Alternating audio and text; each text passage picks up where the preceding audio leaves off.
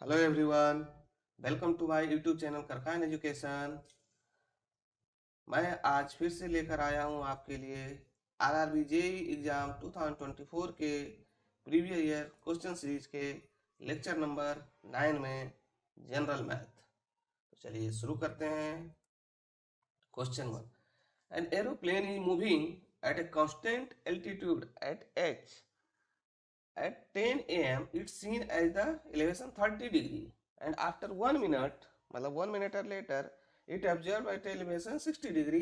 If a speed of plane is 960 kilometre per hour, then find the h. मतलब कितने distance पे है, ये पूछ रहा है कि कितने हाइट पे एरोप्लेन हमारा ये दिख रहा है।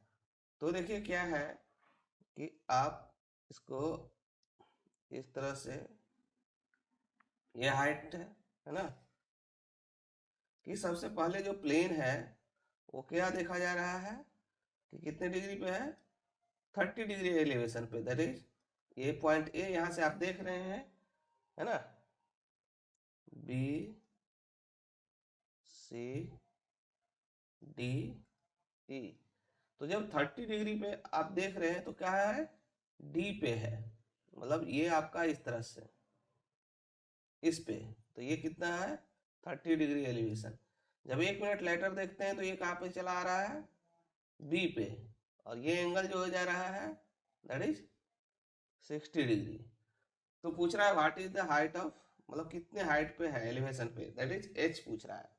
तो जब एच पूछ रहा है तो क्या है, आप देखिए कि डिस्टेंस है ना,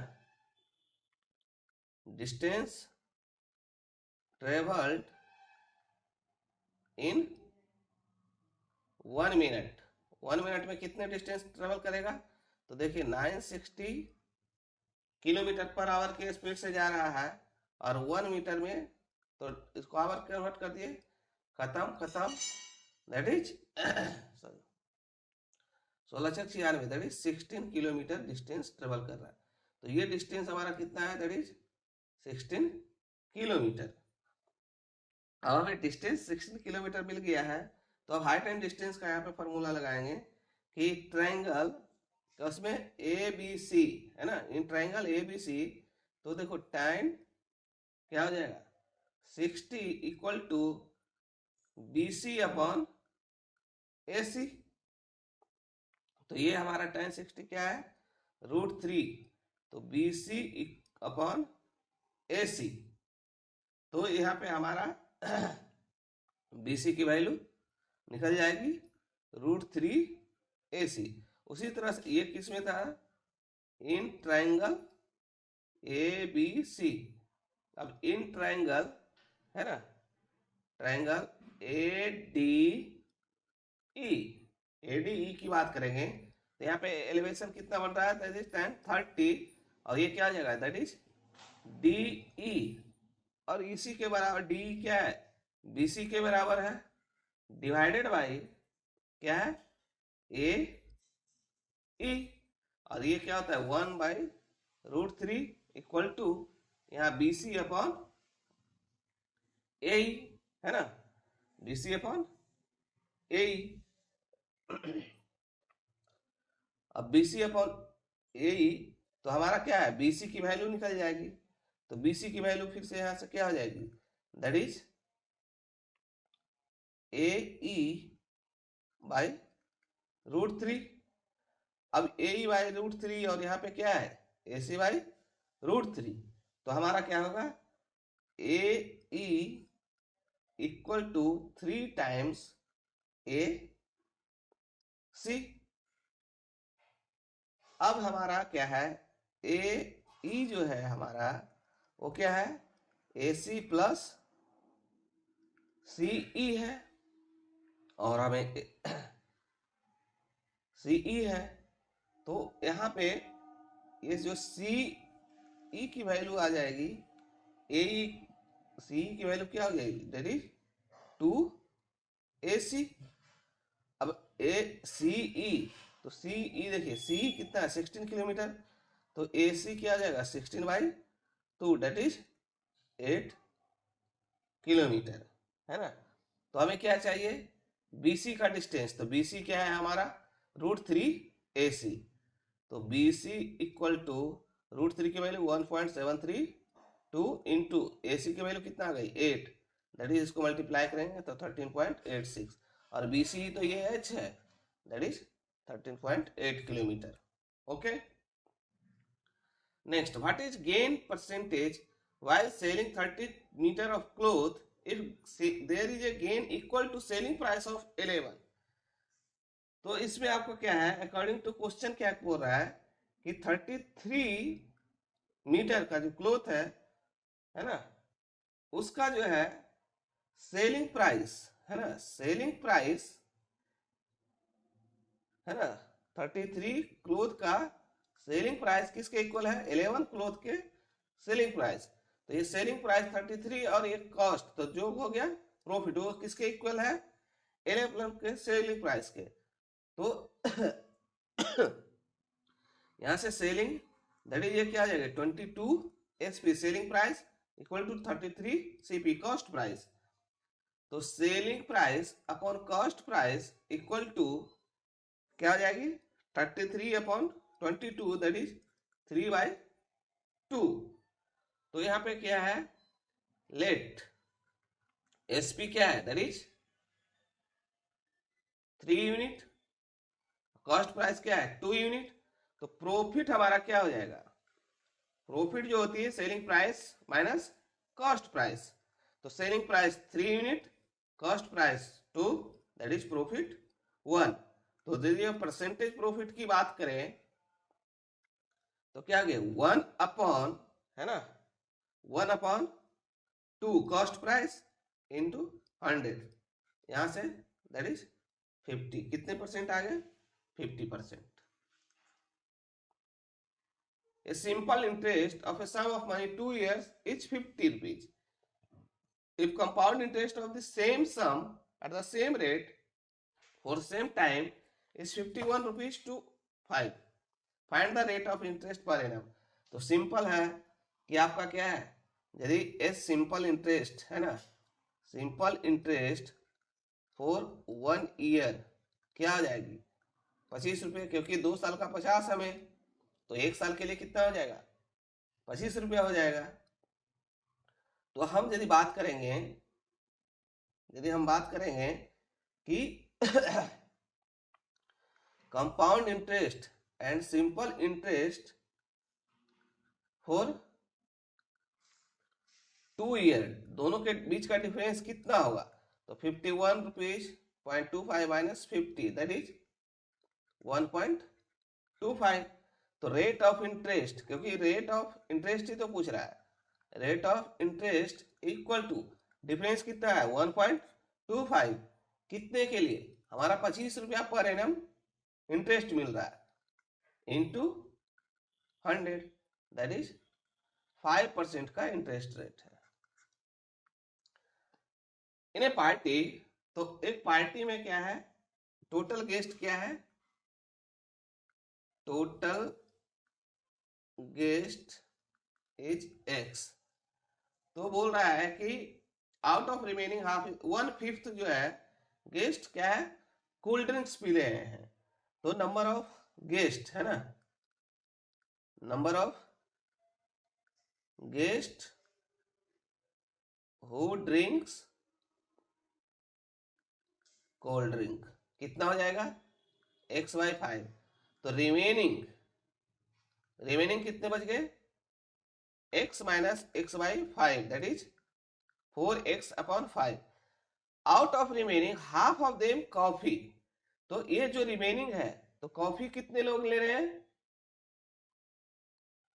कॉफी जो है कितने लोग ले रहे हैं half, that means 4x/5 into 1/2, that is 2x/5। और 2/3 जो है टी ले रहे हैं। तो चाय कितने लोग ले रहे हैं 2/3, that is 8x/15।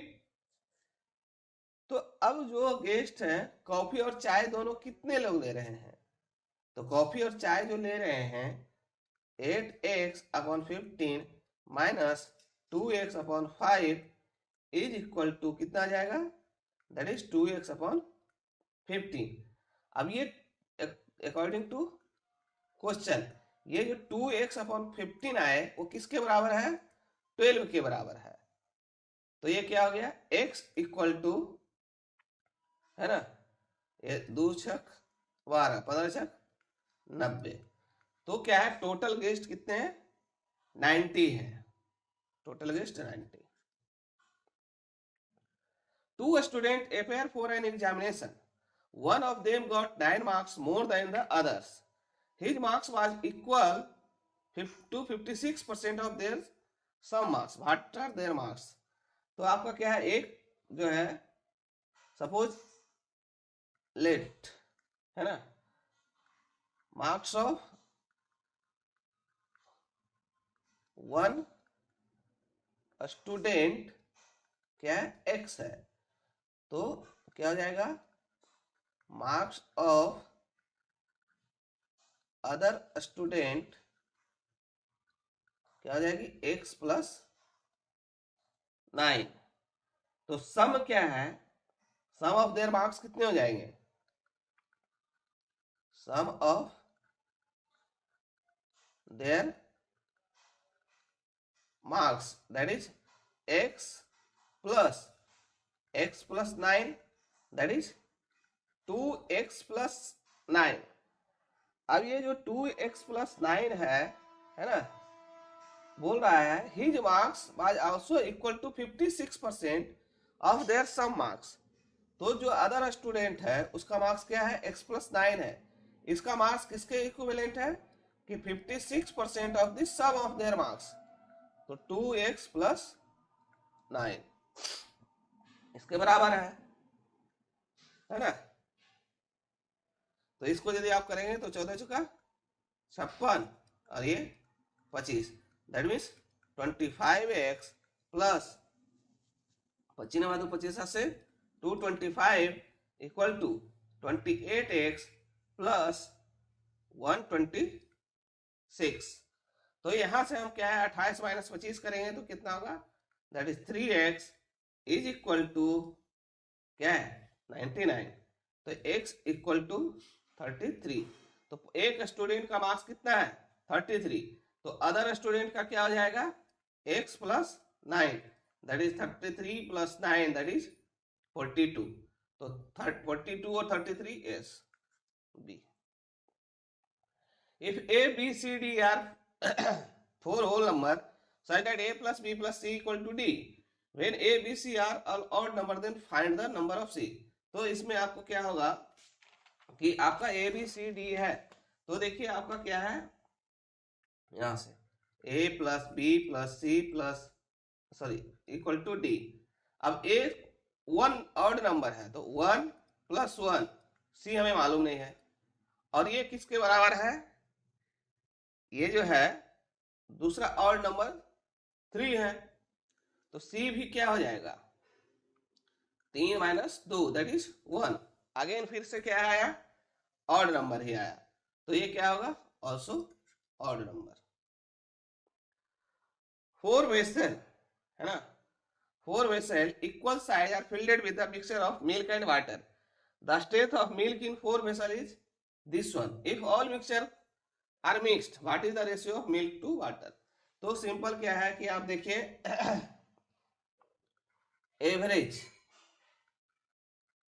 Average percentage of milk in 4 vessel. तो देखिए एवरेज परसेंटेज की बात करेंगे तो 80% plus 75% plus 60% plus 50% divided by क्या हो जाएगी? 4, that is 265% divided by 4 equal to क्या आ जाएगी? That is 53/80। इसको सब सोल्व करेंगे तो अब देखिए क्या है कि टोटल कैपेसिटी, है ना, ये टोटल कैपेसिटी क्या है? 80। हम मान रहे हैं कि let total capacity of 5th vessel, है ना, total capacity of fifth vessel equal to 80 litre. तो क्वालिटी ऑफ मिल्क क्या है, ऑलरेडी 53 है, एक मिल्क है ना 53, तो quality of quantity of water कितना हो जाएगा, that is 80 minus 53, that is 27। तो यही तो रेशियो पूछ रहा है, ratio of milk water to milk, है ना, ratio of water to milk. तो वाटर का रेशियो 27, मिल्क 53, 27:53।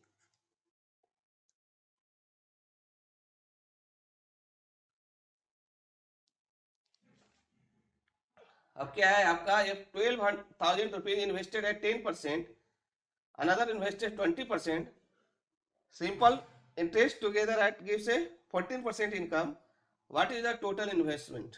तो आपका क्या है कि देखिए 12,000 को कितने 10% के लिए 1 साल का, प्लस जो भी कुछ अमाउंट एक्स होगा उसको 20% 1 साल के लिए, वो किसके बराबर है, दैट इज दोनों x प्लस 12,000 का 14%, कितने साल के लिए, 1 साल के लिए। तो बस आप इसको सोल्व कर लीजिए, ये आपको 100 कैंसिल आउट, तो ये आपको क्या आ जाएगी 1,20,000 plus 20x equal to 14x plus 168 this. तो आप इसको सोल्व करेंगे तो x इक्वल टू जो आ जाएगी 8,000 आ जाएगी।